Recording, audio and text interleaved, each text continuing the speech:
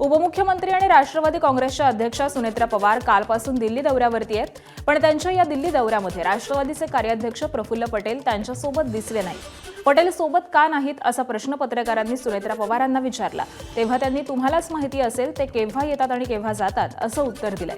त्यानंतर सुनेत्रा पवारांनी प्रफुल्ल पटेलांच्या दिल्लीतील निवासस्थानी जात त्यांची भेट घेतली. त्यांच्यासोबत पार्थ पवार आणि जय पवार देखील हजर होते.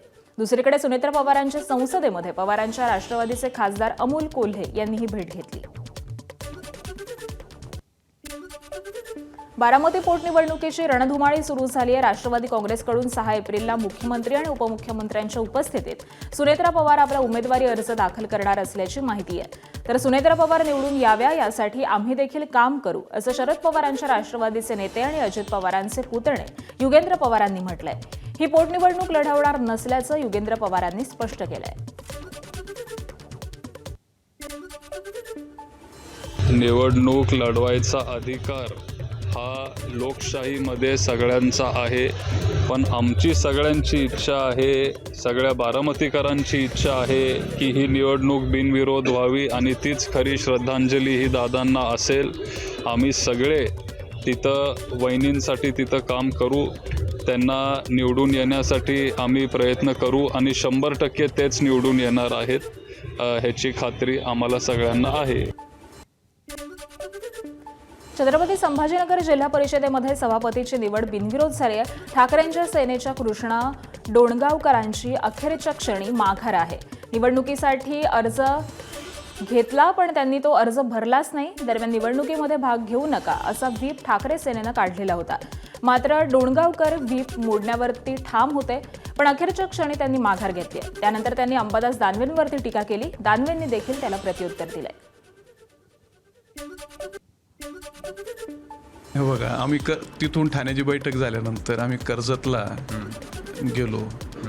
कर्जतला महेंद्र थोरवे यांचा फार्म हाऊस आहे, तिथं अंबादास दानवे आले, तिथं काही बैठका झाल्या आणि तिथून आम्हाला गोव्याला जायचं. कोणासोबत झाले? काही वरिष्ठ मंडळी, एकनाथ शिंदे. हो, त्यांच्या पक्षाच्या. बरं बरं. आणि मग काय ठरलं? सगळ्यांनी एकत्रित राहायचं, 9 जणांनी. हां. आणि दोन्ही शिवसेने एकत्र यायचं. एकत्रित राहायचं. कर्जतला सगळे सदस्य होते, तिथे गेले होते. तो कोणाचा फार्म हाऊस मला काय माहिती. फार्म हाऊस नाही, हॉटेल होतं ते कोणाचं मला माहिती नाही, पण तुम्ही तिथे गेलो होतो. हे सगळे सदस्य होते, यांनीच मला बोलवलं होतं, तिथं मी गेलो होतो. ठाण्याला तुम्ही एकनाथ शिंदे यांच्यासोबत बैठक कधीच नाही, कधीच आणि नाही. ती बैठक अर्थपूर्ण होती अशा पद्धतीचा आरोप कृष्णा पाटील डोणगावकर केले. आता कृष्णा पाटलाचे मागचं 8 दिवसापूर्वीचा व्हिडिओ तुम्हीच काढा, तर मी काही कोणाच्या सदस्यावर उत्तर मला देण्यात काही इंटरेस्ट नाही आहे. कृष्णा पाटीलच काय काय बोललेले, मागच्याच तेच बोला की अंबादास दानवेचं काही नव्हतं, आम्हाला सत्य सवय. तुम्ही कृष्णा पाटलाचं फक्त तुम्हीच चेक करा, मी काही त्याला उत्तर नाही देत बसणार. मंत्रालय प्रवेशासाठी लागणाऱ्या डीजी ॲपचे 10,000 कार्ड गायब झाल्याचं समोर आलंय. मंत्रालयामध्ये आलेल्यांनी कार्ड परतच केली नसल्याची माहिती आहे. त्यामुळे कार्ड परत करा असं आवाहन कंत्राटदार कंपनीनं अभ्यागतांना केलंय. जुनं कार्ड दिलं तरच यापुढे मंत्रालयामध्ये प्रवेश दिला जाणार आहे. अभ्यागत कोणत्या विभागामध्ये आले ते तपासून संपर्क साधणं सुरू आहे. यापुढे मंत्रालयाच्या मुख्यद्वारावरती रिकव्हरी बॉक्समध्ये कार्ड टाकणं हे सक्तीचं करण्यात येणार आहे.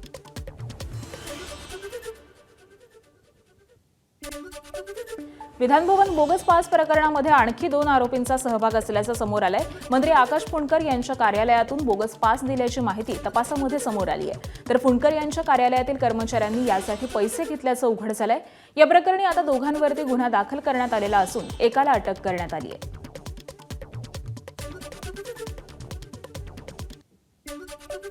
नाट्यमय घडामोडींनंतर परभणी जिल्हा परिषदेच्या 4 सभापतींची बिनविरोध निवड झाली आहे. भाजपनं शिवसेनेला 1 सभापती पद देऊन नाराजी ही दूर केली आहे. सभापतींची निवड प्रक्रिया ही सुरू झाल्यानंतर नाट्यमय घडामोडी घडल्यात. 2 सभापती पद बिनविरोध झालेत. मात्र 2 सभापती पदावरून शिवसेना आणि भाजपमध्ये मतभेद झाल्याचं पाहायला मिळालं होतं. मात्र त्यानंतर शिवसेनेची नाराजी ही दूर करण्यात आली. परभणी जिल्हा परिषदेमध्ये महिला राज्य आहे, त्यामुळे आम्ही सर्वांना सोबत घेऊन काम करून अशी ग्वाही पालकमंत्री मेघना बोर्डीकर यांनी दिली आहे. तर नाराजी दूर झालेली असून आम्ही सगळेच जण हे एकत्र काम करणार असल्याचं शिवसेनेकडून देखील स्पष्ट करण्यात आलंय. सोलापूरच्या अंजनगाव खेलोबा इथं लक्ष्मण हाकेंविरोधामध्ये मराठा समाज आक्रमक झालाय.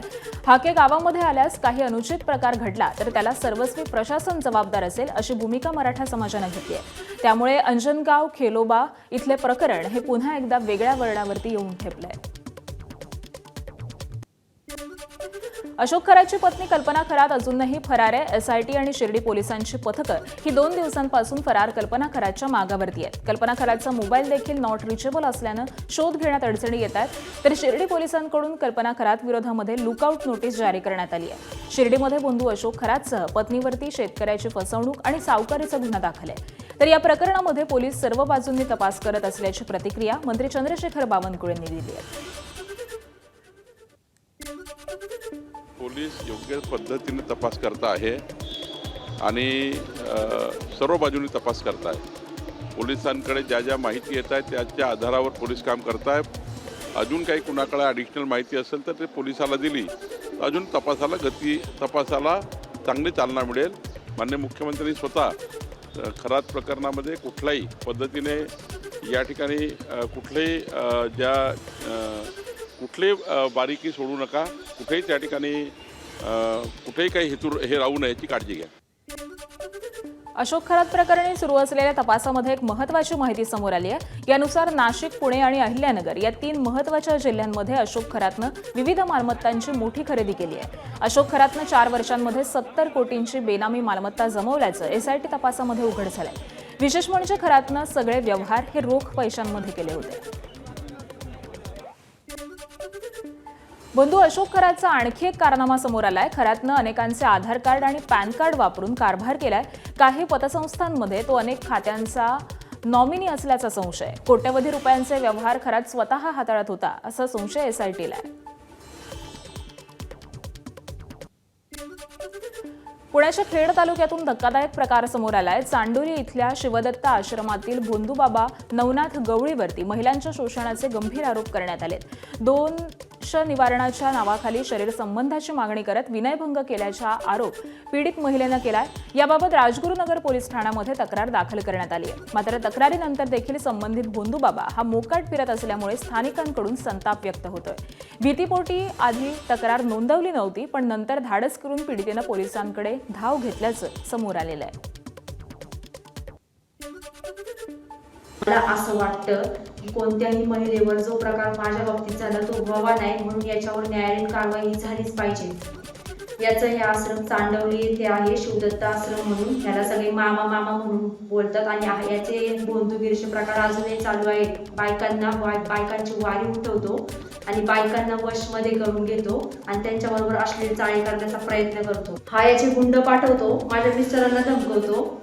आम्ही कुठेही रस्त्याने गेलो तर ह्याचा आम्हाला त्रास आहे, याची माणसं आम्हाला येऊन धमकावतात. त्यामुळे ह्याची कारवाई झालीच पाहिजे. सातारा जिल्ह्यातील डोंगरी भागातील नागरिकांना कला, सांस्कृतिक कार्यक्रम आणि मनोरंजक खेळाचा आनंद घेता यावा यासाठी पाटण तालुक्यातील मरळी इथं कोयना दौलत डोंगरी या महोत्सवाचं आयोजन करण्यात आलं. महाराष्ट्र विकास पर्यटन महामंडळाच्या वतीनं या महोत्सवाचं आयोजन करण्यात आलं. हा महोत्सव 2 एप्रिल ते 6 एप्रिल असं 5 दिवसांचा असणार आहे. दुर्गम भागामधून लोकांनी याचा आनंद घ्यावा असं आवाहन पालकमंत्री शंभूराज देसाई यांनी केलंय. साताऱ्याच्या पाटण तालुक्यात डोंगरी महोत्सव हा उत्साहात संपन्न होताना आपल्याला पाहायला मिळत आहे. याचं उद्घाटन देखील मंत्री शंभूराज देसाई यांच्या हस्ते करण्यात आलं आहे. सातारा जिल्ह्यातील डोंगरी भागातील कला, संस्कृती आणि खेळांना हक्काचं व्यासपीठ मिळवून देण्यासाठी यावर्षी डोंगरी महोत्सवाचं आयोजन करण्यात आलं आहे. सलग 2 वर्ष या डोंगरी महोत्सवाचं आयोजन पालकमंत्री शंभूराज देसाई यांच्या हस्ते करण्यात येतं. 5 दिवसात एकंदरीत जर बघायला गेलं तर सांस्कृतिक कार्यक्रमाचं आयोजन करण्यात आलं. यामध्ये पोवाडे, भजनी मंडळ, लावणी महोत्सव आणि हिंदी मराठी गीतांचं देखील मोठा ग्रँड फिनाले या ठिकाणी पाहायला मिळणार आहे. पॅरारायडिंग असतील, बोटिंग असतील, हॉर्स रायडिंग असतील, उंट सवारी असेल, कृषी प्रदर्शन, पशुपक्षी प्रदर्शन यांसारखे अनेक वेगवेगळे स्टॉल या ठिकाणी उभारण्यात आले आहेत. वेगवेगळ्या परभणी या पाटण तालुक्यातील सर्व डोंगर भागातील जे नागरिक आहेत त्यांच्यासाठी मंत्री शंभूराज देसाई यांच्या माध्यमातून करण्यात आल्याचं आपल्याला पाहायला मिळते. एकंदरीत जर बघायला गेलं तर या ठिकाणी येण्यासाठी ज्या बसेस असतील याची सुविधा देखील पालकमंत्री शंभूराज देसाई यांच्या माध्यमातून करण्यात आली आहे. या भागामध्ये जे डोंगरी नागरिक आहेत, वस्ती आहेत, त्या ठिकाणच्या लोकांना या ठिकाणी येऊन या उत्सवामध्ये सामील करता यावं, त्यांना याचा आनंद घेता यावा. त्याची परभणी आता या 5 दिवसाय डोंगरी महोत्सव या उत्साहामध्ये आपल्याला पार पडताना आपल्याला पाहायला मिळणार आहे. कॅमेरामन ओमकारसह वैभव बोरके, एबीपी माझा, सातारा. डोंगरी महोत्सव 2026चा केलेला आहे. त्याच्यानंतर आता बोटिंग स्पॉटचं उद्घाटन आपण या ठिकाणी केलं. आता फनफेअर म्हणजे मेला, बग्गी राईड याचं या ठिकाणी उद्घाटन होईल. संध्याकाळी पोवाड्यांचा कार्यक्रम आहे. रोज वेगवेगळे आता काय कालच्या पावसामुळे फक्त उद्यापासून कृषी पशु पक्षी महिला बचत गटांचं जे प्रदर्शन आहे ते उद्यापासून सुरू होईल. खाद्य जत्रा आहे त्याचं आजच उद्घाटन करतोय आम्ही. सोलापूरच्या माढा तालुक्यातील अंजनगाव खेलोबा इथं महापुरुषांच्या पुतळ्यावरून 2 समाजामध्ये तणाव निर्माण झालाय. गावातील खेलोबा मंदिर परिसरामध्ये पुतळा उभारण्यावरून 2 समाज आमनेसामने आले. या वादामध्ये लक्ष्मण हाकेंनी देखील उडी घेतली. त्यांनी थेट अंजनगाव गावामध्ये येण्याचा इशारा दिला. त्यांना दुसऱ्या समाजानं विरोध केला. मात्र पोलीस बंदोबस्तामध्ये लक्ष्मण हाके गावामध्ये दाखल झाले. अंजनगाव खेलोबा इथल्या जागेसाठी आंदोलन करण्यावरती हाके ठाम आहेत. दरम्यान आज प्रशासनानं एका समाजाशी बैठक घेऊन तोडगा काढण्याचा प्रयत्न केला, पण ही बैठक निष्फळ ठरल्याची माहिती आहे. देवस्थानचे मुख्य पुजारी आणि लक्ष्मण हाकेंसह इतरांनी अन्नत्याग आंदोलनाला सुरुवात केली आहे. त्यामुळे प्रशासनासमोरच्या अडचणी आणखी वाढण्याची शक्यता आहे. अकोल्यात पोलीस कोठडीमध्ये महिला कैद्याकडे शरीर सुखाची मागणी प्रकरणी निलंबित पोलीस अधिकाऱ्याची कारागृहामध्ये रवानगी करण्यात आली आहे. ASI राजेश जाधव असं त्याचं नाव आहे. त्याचं पोलीस दलामधून निलंबन देखील करण्यात आलंय. मात्र कारागृह परिसरामध्ये तो मोबाईलवरती बोलताना दिसतोय. पोलीस कर्मचाऱ्याच्या मोबाईलवरून राजेश जाधव कोणाशी तरी बोलताना दिसतोय. पोलीस कोठडीमध्ये असलेल्या महिलेकडे त्यानं शरीर सुखाची मागणी केलेली होती आणि त्यानंतर वरिष्ठ अधिकाऱ्यानं त्याला चांगलंच छापलं होतं. व्हिडिओ व्हायरल झाल्यानंतर राज्यामध्ये त्याचे पडसाद हे उमटल्याचं पाहायला मिळालं होतं.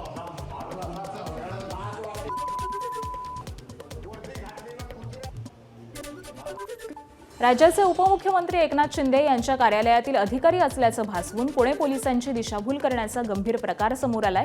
या प्रकरणी पोलिसांनी आरोपीला ताब्यात घेतलेलं असून त्याच्या विरोधामध्ये गुन्हा दाखल करण्यात आलाय. पोलिसांनी दिलेल्या माहितीनुसार प्रद्युम्न श्रीहरी पाटील असं आरोपीचं नाव आहे. तर त्यानं स्वतःला उपमुख्यमंत्री यांच्या कार्यालयातील अधिकारी असल्याचं सांगत पुण्यातील परिमंडळ 1चे पोलीस उपायुक्त ऋषिकेश रावले यांच्या कार्यालयामध्ये थेट प्रवेश केला होता.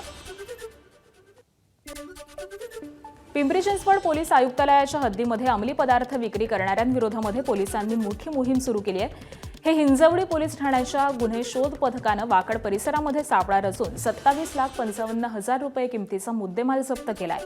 यामध्ये मुंबईतील एका मुख्य पुरवठादारासह 2 आरोपींना बेड्या ठोकण्यात आल्यात. आता पुन्हा एका मोठ्या प्रमाणामध्ये ड्रग्ज सापडल्यामुळे IT हब म्हणून ओळखलं जाणारं हिंजवडी आता ड्रग्ज हब बनत आहे का, असा गंभीर सवाल देखील उपस्थित होतोय. नांदेडमध्ये चोरट्यांची झालेली फजिती सीसीटीव्ही कॅमेऱ्यामध्ये कैद झाली आहे. शहरातील बालाजीनगर परिसरामध्ये चोरटे कार चोरीसाठी आलेले होते. मात्र स्थानिकांनी आरडाओरडा केल्यामुळे या चोरट्यांना आपली स्वतःची दुचाकी घटनास्थळी सोडून पळ काढावा लागलाय. तर चोरांचा हा सगळाच कारनामा इथं असलेल्या सीसीटीव्ही कॅमेऱ्यामध्ये चित्रित झालाय. दुचाकी सोडून पळालेल्या या चोरट्यांचा आता पोलीस शोध घेत आहेत. रायगडच्या पोलादपूर गोलधरा बसमधील वाहकाचा मद्यधुंद अवस्थेतील व्हिडिओ सोशल मीडियावरती तुफान व्हायरल झालाय. मद्यधुंद वाहकाला प्रवाशांना धड तिकीट देखील देता येत नव्हतं. त्याबरोबरच वाहकानं प्रवाशांसोबत हुज्जत घातल्याचा देखील आरोप करण्यात येतोय. मद्यधुंद अवस्थेतील या वाहकामुळे प्रवासी आणि बस चालकाला देखील त्रास सहन करावा लागला. त्यानंतर आता वाहकावरती कारवाई करण्याची मागणी करण्यात येतेय. वसईत 2 दिवसांपूर्वी एका 4 वर्षाच्या मुलाला एका व्यक्तीकडून मारहाण झालेली होती. या मारहाणीमध्ये जखमी झालेल्या बालकाची मीरा रोडच्या वॉकहार्ट रुग्णालयामध्ये जात वसईतील आमदार स्नेहा दुबे यांनी प्रकृतीची चौकशी केली. यावेळी त्यांनी बालकावरती उपचार करणाऱ्या डॉक्टरांशी देखील संवाद साधला. बालकाला मारहाण केलेल्या व्यक्तीवरती कठोर कारवाई केली जाईल असे माध्यमांशी बोलताना त्यांनी सांगितलं. तर या प्रकरणाबाबत मी मुख्यमंत्र्यांशी देखील बोललो आहे. त्यांनी कडक कारवाईचे आदेश दिले असल्याची माहिती त्यांनी दिलेली आहे. एबीपी माझा, उघडा डोळे बघा नीट.